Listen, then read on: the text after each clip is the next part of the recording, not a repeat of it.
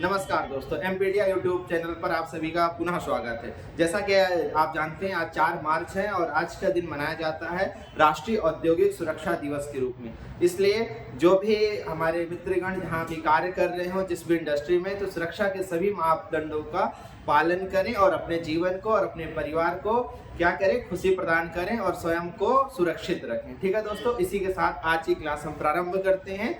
विगत क्लासों में हम लोगों ने वाक्य के बारे में अध्ययन कर लिया है, उपवाक्य के बारे में अध्ययन कर लिया। तो आज हम अध्ययन करते हैं दोस्तों समास के बारे में। आज का हमारा टॉपिक है समास। क्या है दोस्तों आज का टॉपिक के बारे में चर्चा करना प्रारंभ करते हैं। किसके साथ? हम समास के साथ। जैसे कि बहुत सारे विद्यार्थियों की क्वेरी रहती है कि सर समास थोड़ी कठिन पड़ जाता है, समास समझ में नहीं आता है, कैसे समझे। तो ये सबसे अच्छी क्लास रहेगी आपको समास को समझने के लिए और बेसिक जो भी प्रश्न आते हैं उनका अध्ययन करने के लिए। तो चलिए अपन क्रम से चालू करते हैं समास के टॉपिक का अध्ययन करना। तो सबसे पहला प्रश्न पूछा जाता है दोस्तों, समास का अर्थ क्या होता है? क्या पूछा जाता है? समास का अर्थ क्या होता है? तो समास का अर्थ होता है संक्षिप्त करना। क्या करना? संक्षिप्त करना या छोटा करना या छोटा करना। एक प्रकार से जैसे दोस्तों आप लोग पढ़ते हैं अनेक शब्दों के लिए एक शब्द के बारे में, क्या अध्ययन करते हैं? अनेक शब्दों के लिए एक शब्द अध्ययन करते हैं। जैसे हमने कहा लंबा है उधर जिसका, तो अर्थात आप समझ जाते हैं गणेश जी के बारे में चर्चा हो रही है। तो जैसे हमने कहा इतना बड़ा वाक्य बोला था, उस वाक्य को हमने छोटा कर दिया। तो ये आप यहाँ याद रखिए, हमने क्या किया? छोटा किया ना। इसलिए समास शब्द का अर्थ क्या होता है? समास शब्द का अर्थ होता है संक्षिप्त करना या छोटा करना। इसके बाद दूसरा आपसे पूछा जाता है प्रश्न, जो पूछा जाता है दोस्तों कि जब संक्षिप्त कर दिए, अब चूंकि संधि हम लोगों ने पढ़ा है, संधि में हम लोगों ने अध्ययन किया था कि संधि वर्णों के मध्य होती है। किसके मध्य होती है दोस्तों? वर्णों के मध्य होती है। जैसे हम लोगों ने लिखा था, देखिए लिख के थोड़ा सा रिवाइज देख ले रहे हैं हम लोग संधि के बारे में। हम लोगों ने लिखा था, जैसे हमने लिखा राम प्लस आयन बराबर हमने जोड़ा था दोस्तों रामायण, क्योंकि यहाँ पर दीर्घ स्वर संधि के साथ ही साथ व्यंजन संधि भी है। ठीक है दोस्तों, तो यहाँ पर देखिए छोटा आ और छोटा आ के मध्य संधि, मतलब संधि क्या होती है? वर्णों के मध्य होती है। तो यहाँ से आप थोड़ा सा आगे जाएंगे तो समास में याद रखिएगा, समास किसके मध्य होती है? पदों के मध्य होती है, शब्दों के मध्य होती है। किसके मध्य होती है समास? तो समास होती है आपके शब्दों या पदों के मध्य। समास किसके मध्य होती है दोस्तों? समास होती है आपके शब्दों और पदों के मध्य। जब शब्द और पद आ गए तो यहाँ पर हमें ये देखना पड़ता है कि कितने पद होते होंगे। एक पद होता है, दो पद होता है, तीन होते हैं या कुछ और भी ज्यादा होते होंगे। तो यहाँ पर आप ध्यान दीजिए। अब चूंकि जब पद है तो हम उन्हें क्या करेंगे? इनकी पहचान भी देंगे कि जैसे हम पहचान पाए कि कौन सा पद किस नाम से जाना जाता है और कौन सा पद किस नाम से जाना जाता है। अब यहाँ पर थोड़ा फिर से हम बैक गियर लगाते हैं। हम लोगों ने अध्ययन किया था दोस्तों जब संधि के बारे में अध्ययन किया तो हमने क्या कहा था? संधि सदैव पूर्व पद के अंतिम वर्ण और उत्तर पद के पहले वर्ण के मध्य होती है। तो इसी आधार पर दोस्तों समास में कितने? दो प्रकार के पद होते हैं। एक होता है पूर्व पद और दूसरा होता है उत्तर पद। क्या होता है? पूर्व पद और एक होता है उत्तर पद। अब इन पदों में से कोई पद प्रधान हो सकता है और कोई पद क्या हो सकता है? गौण हो सकता है या द्वितीयक हो सकता है या अप्रधान हो सकता है। क्योंकि अब यहाँ पर गौर करिएगा दोस्तों, हमने क्या कहा? दो पद हैं, दो में से कोई एक पद प्रधान हो सकता है और कोई एक पद अप्रधान हो। जब हमने देखा प्रधान और अप्रधान का खेल चालू किया, किसका खेल चालू किया हमने? प्रधान और अप्रधान का। तो आप सभी लोग मैथ्स तो जरूर पढ़ते होंगे, मीन्स गणित का अध्ययन तो करते ही होंगे। जब गणित का अध्ययन करते हैं तो आप स्वयं देखिए ए और बी को कितने तरीके से आप अरेंज कर सकते हैं। तो कारण कैसे हो सकता है? अब दो पद हैं, कितने हैं? दो पद हैं, तो क्या हो सकता है? पूर्व पद प्रधान हो, उत्तर पद गौण हो। ये क्या हो सकता है? उत्तर पद प्रधान हो और पूर्व पद गौण हो। या क्या हो सकता है? दोनों प्रधान हो, पूर्व और उत्तर दोनों हो, या हो सकता है ये इनमें से दोनों कोई ना हो। तो कितने तरीके बन सकते हैं दोस्तों? 4 तरीके बनते हैं। जब 4 तरीके बन रहे तो यहाँ पर गौर करिए, आपसे कभी पूछ लिया जाए, अब आगे जो पद है ना, पद से जोड़ते हो आगे लिखते, आपसे पूछ लिया गया दोस्तों पदों के प्रधानता के आधार पर समास के कितने प्रकार होते हैं, तो यही हम लिख दे रहे हैं पदों की प्रधानता के आधार पर 4 प्रकार। कभी भी आपसे पूछ लिया जाए कि पदों की प्रधानता के आधार पर समास के कितने प्रकार होते हैं, तो कितने प्रकार होते हैं? 4 प्रकार। क्यों? आपने देख लिया कि पूर्व पद और उत्तर पद है, तो किसी में कोई प्रधान, किसी में कोई प्रधान, और किसी में दोनों प्रधान नहीं हो सकते, और ये किसी में क्या हो सकते हैं? दोनों प्रधान। तो कितनी कंडीशन बनी? 4 कंडीशंस बनी। इसलिए कितने पद प्रकार होते हैं? 4 प्रकार होते हैं। इसके बाद आपसे पूछा जा सकता है, जैसे हम लोगों ने क्या पढ़ा था, संधि में पढ़ा था कि संधि युक्त वर्णों को तोड़ना क्या कहलाता है? क्या पढ़ा था? जो संधि कर दिया हमने उनको तोड़ना क्या कहलाता है? तो वहां पर हमने कहा था विच्छेद कहलाता। क्या कहलाता है? विच्छेद कहलाता है। इसी प्रकार समास को तोड़ना कहलाता है दोस्तों समास विग्रह। क्या कहलाता है? समास विग्रह। अब हमने पूरे चर्चाएं तो कर ली, लेकिन इस शब्द की परिभाषा पर अभी चर्चा नहीं की, समास होता क्या है। केवल हमने अर्थ देखा, उसके आसपास का आभा मंडल देख लिया। अब इस आभा मंडल के बीच में जो है उसके बारे में अभी हमने चर्चा नहीं करी। तो चलिए अब इस पर चर्चा करते हैं समास शब्द के बारे में कि ये होता क्या है। तो हमने लिखा देख और ये 2 पद लिखा, तो आप परिभाषा यहाँ से देखिएगा। हम एक उदाहरण लिखते हैं। हमने क्या लिखा? एक पद है राम, फिर क्या लिखा हमने? और लिखा, और दूसरा पद आपका लिखा लक्ष्मण। क्या लिखा है दोस्तों? 2 पद देखिए यहाँ पर लिखे हमने, एक पद लिखा राम और एक पद लिखा हमने लक्ष्मण। 2 हो गए। तो ये पहला वाला क्या कहलाएगा? पूर्व पद, और दूसरा वाला आपको क्या कहलाएगा? उत्तर पद। क्लियर दोस्तों? अब यहाँ से भी आपको क्लियर होगा कि समास में पूर्व पद क्या होता है, उत्तर पद क्या होता है। जब आपने देख लिया पूर्व पद और उत्तर पद, तो यहाँ से हम समास की परिभाषा बनाते हैं। क्योंकि समास का अर्थ हमने क्या देखा है? संक्षिप्त करना या छोटा करना होता है। तो यहाँ से आप परिभाषा देखिए, पूर्व पद और उत्तर पद। हम इसे सीधे से बोल दें पद, एक पद हो गया और एक पद ये हो गया, ये हो गया। और यहाँ और का मतलब प्लस या मेल कह सकते हैं।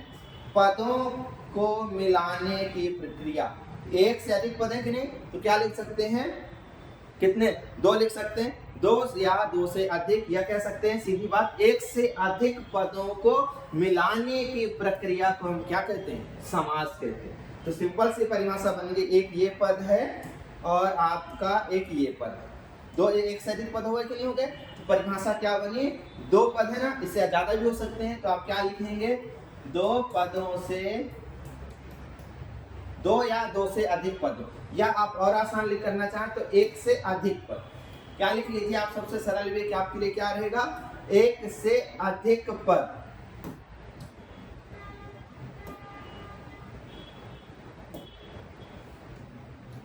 एक से अधिक पदों को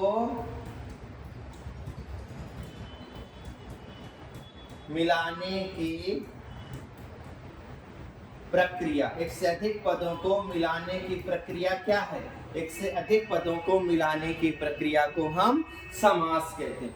तो अब ये हमने क्या किया? ये जो मिला दिया हमने, इसे क्या कहेंगे? समास। मतलब राम और लक्ष्मण 2 अलग अलग पद हैं दोस्तों, इन दोनों को हमने मिलाकर क्या बना दिया? इन दोनों को मिलाकर हमने बना दिया, यहाँ पर लिखने से हटाकर राम लक्ष्मण। क्या बना दिया? राम लक्ष्मण। देखिए 2 अलग अलग पद थे, अभी इससे जुड़ रहे थे। अब इन दोनों को हटा के हमने सीधे क्या लिखा? राम लक्ष्मण। मतलब इनके मध्य और शब्द हट गए। हट गया कि नहीं हट गया? तो ये जो प्रक्रिया यहाँ से यहाँ तक तो क्या करने में, ट्रांसफॉर्म करने में, यहाँ से यहाँ तक जाने में जो प्रक्रिया हमने फॉलो किया, वो प्रक्रिया आपकी कहलाती है समास। क्लियर हो गया दोस्तों? अब ये जो पद बना, समास की प्रक्रिया के परिणाम स्वरूप ये जो पद बनता है, इसे क्या, इसे भी कुछ ना कुछ तो नाम देना पड़ेगा। तो तो इसे हम नाम देते हैं दोस्तों, क्या नाम देते हैं, अब यहां पर लिखते हैं, इसे हम नाम देते हैं सामासिक पद। सामासिक पद या समस्त पद। राम लक्ष्मण इसे हम क्या नाम देते हैं, इसे हम नाम देते हैं सामासिक पद या समस्त पद। ये आप याद रखेंगे, क्या याद रखेंगे कि जब भी हम बात करते हैं राम और लक्ष्मण, तो ये दोनों मिलकर क्या बनेंगे, राम लक्ष्मण बने। जब राम लक्ष्मण बने तो इसे क्या नाम दिया, इसे हमने नाम दिया सामासिक पद या समस्त पद। और यहां से यहां तक यानी इसे हमने क्या कहा, ये कहलाएगी आपकी प्रक्रिया। क्या कहलाएगी दोस्तों, ये कहलाएगी आपकी प्रक्रिया। और प्रक्रिया के फलस्वरूप जो पद बनता है उसे कहते हैं सामासिक पद या समस्त पद। तो आपसे पूछ लिया जाए समास की प्रक्रिया के फलस्वरूप बनने वाले पद को हम किस नाम से संबोधित करते हैं या क्या कहते हैं, तो उसे हम कहते हैं समस्त पद। तो यहां पर लिख लेते हैं बनने वाला पद क्या कहलाता है, समस्त पद या सामासिक पद। ये आपकी हो गई समास की सामान्य जानकारी। जो आपने देख लिया कि समास का अर्थ देख लिया क्या होता है, फिर आपने क्या देख लिया किसके मध्य होती है, तो समास हमेशा शब्दों अथवा पदों के मध्य होती है। पदों की प्रधानता के आधार पर कितने प्रकार की होती है, तो 4 प्रकार की। अब एक बात और ध्यान दीजिएगा, जब भी आपसे सिंपल सा प्रश्न पूछ लिया जाए कि समास के कितने प्रकार होते हैं, क्या पूछ लिया गया, समास के कितने प्रकार होते हैं, तो आपका आंसर आंख मूंद के 6 होना चाहिए। क्या होना चाहिए कि समास के 6 प्रकार होते हैं। यहीं पर हम एक पॉइंट और मेंशन कर रहे हैं, प्रकार। क्या मेंशन किया हमने, आपसे सिंपल ही पूछ लिया गया कितने प्रकार होते हैं, तो आप क्या बताएंगे, 6। ये बात आप नोट रखिएगा, हमेशा कभी भी सपने में भी कोई पूछे तो कितने प्रकार हैं, 6 प्रकार होते हैं। बस 4 प्रकार आप तभी बताएंगे जब आपसे पूछ लिया जाए कि पदों की प्रधानता के आधार पर कितने प्रकार होते हैं। जब पदों का उल्लेख कर दिया जाए तभी आप 4 प्रकार बताएंगे। समास वास्तव में क्या होती है, समास वास्तव में एक प्रक्रिया होती है। क्या है, एक प्रक्रिया है, और उस प्रक्रिया के फलस्वरूप जो पद बनता है उसे समस्त पद या सामासिक पद की उपमा दी जाती है। चलिए अब हमने लिखा, तो आगे प्रकार भी देख लेते हैं, क्योंकि आज की क्लास हमारी समास का एक परिचय है, और जो अगली क्लास होगी वहां से हम समास के टॉपिक्स का अध्ययन करना प्रारंभ कर देंगे। ठीक है, तो चलिए अब हम लिखते हैं समास के प्रकार।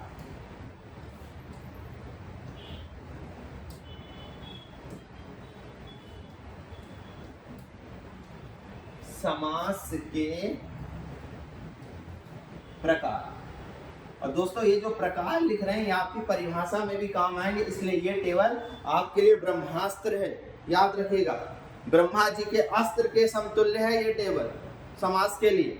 तो चलिए ये टेबल हमने बनाया, इस टेबल में हमने एक कॉलम बना दिया। पहले कॉलम में हमने लिखा समास, पहले कॉलम में क्या लिखा हमने, समास। दूसरे में लिखा प्रधान पद, फिर लिखा गौण, या इसी को आप कह सकते हैं द्वितीयक पद। ठीक, ये 3 कॉलम हम लोगों ने बना लिए। इन कॉलम से हम लोग लिखना चालू करते हैं। सबसे पहला हम लिखते हैं प्रकार के अंतर्गत अव्ययी भाव।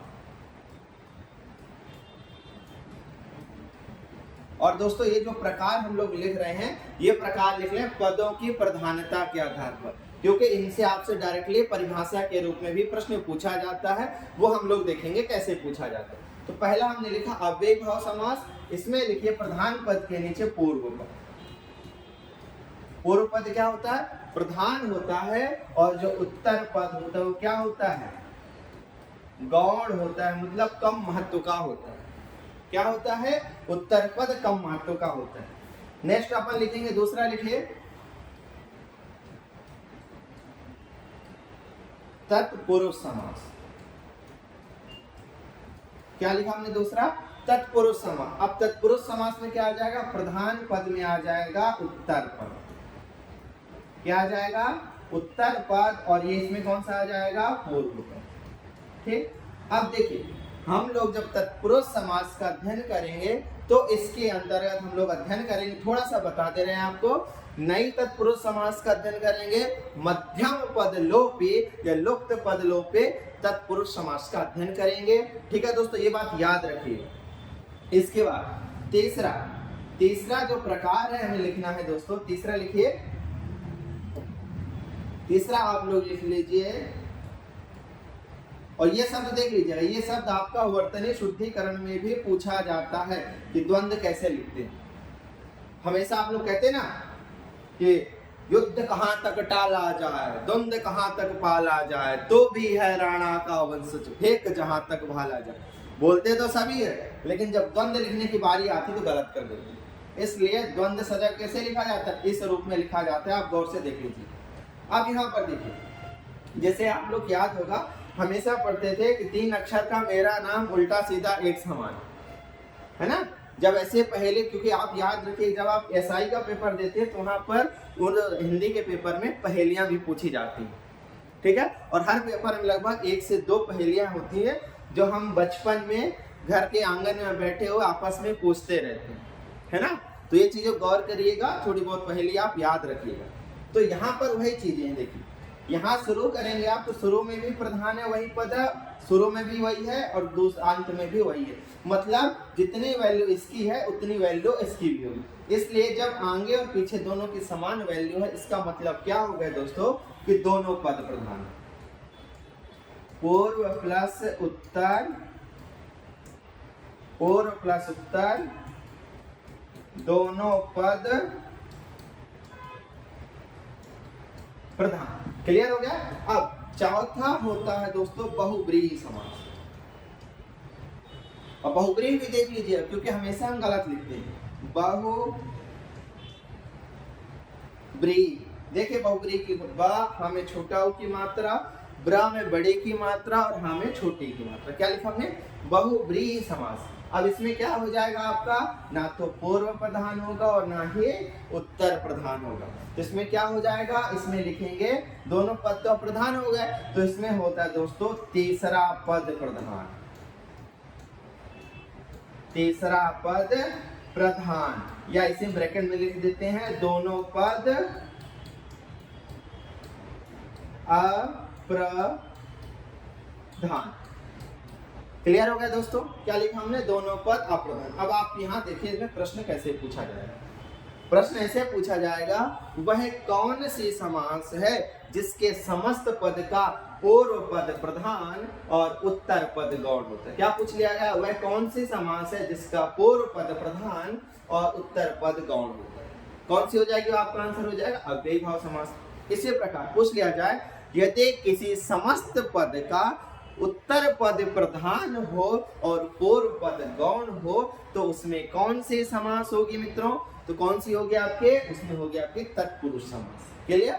इसी प्रकार पूछ लिया जाए, यदि किसी समस्त पद के दोनों पद अर्थात पूर्व और उत्तर पद प्रधान हो तब उस समस्त पद में कौन सी समास होगी, तो कौन सी होगी आपके, द्वंद्व समास। और जब पूछ लिया जाए वह कौन सी समास है जिसके समस्त पद में क्या होते हैं, दोनों पद अप्रधान होते हैं एवं किसी अन्य पद की ओर इंगित करते हैं, अन्य पद की ओर निर्देशित करते हैं, तो उसमें कौन सी समास होती है, तो उसमें होती है बहुब्रीहि समास। ये हो गए आपके पदों की प्रधानता के आधार पर 4 प्रकार। इसके अतिरिक्त 2 प्रकार और होते हैं, 2 प्रकार हम आगे लिखते हैं। 2 प्रकार कौन कौन से बचे आपके, 5वां प्रकार लिखते हैं दोस्तों। 5वां आपका होता है द्विगु समास। कौन सा होता है, द्विगु समास। और द्विगु भी देखिए कैसे लिखा जाता है। अब द्विगु समास में सुनते ही आप सबके दिमाग में लड्डू फूटने लगे होंगे संख्याओं की, कि भैया जहां संख्या आ जाए वहां क्या है, द्विगु समास। तो यहाँ पर भी कुछ ध्यान रखिएगा। क्या रखेंगे आप, ध्यान रखेंगे। ये नहीं कि सभी संख्यावाची शब्द द्विगु समास हो जाते हैं, क्योंकि कुछ संख्यावाची शब्द किसी और समास में भी आते हैं। तो बस इन चीजों का गौर रखें। बाकी इसकी पहचान है पूर्व पद संख्यावाची विशेषण। पूर्व पद क्या होता है, संख्यावाची वाची विशेषण।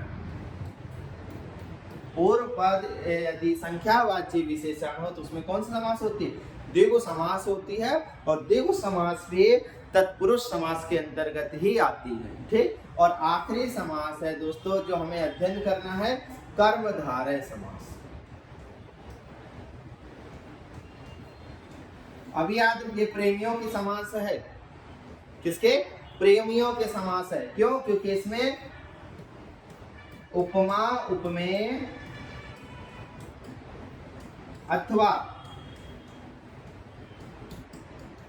विशेषण विशेष का संबंध पूर्व एवं उत्तर पदों के मध्य होता है। जैसे हमने कहा कमल नयन, क्या कहा हमने? कमल नयन, तो नयन की तुलना किससे कर दी गई? कमल के जैसे। तो यहाँ पर आपका कौन सा हो गया? कर्मधारय समास। ठीक है दोस्तों, इस प्रकार आज की क्लास समाप्त होती है। कल की क्लास में हम लोग विधिवत समास का अध्ययन करना प्रारंभ करेंगे। तब तक के लिए एमपीडीआई यूट्यूब की टीम की ओर से आप सभी को नमस्कार।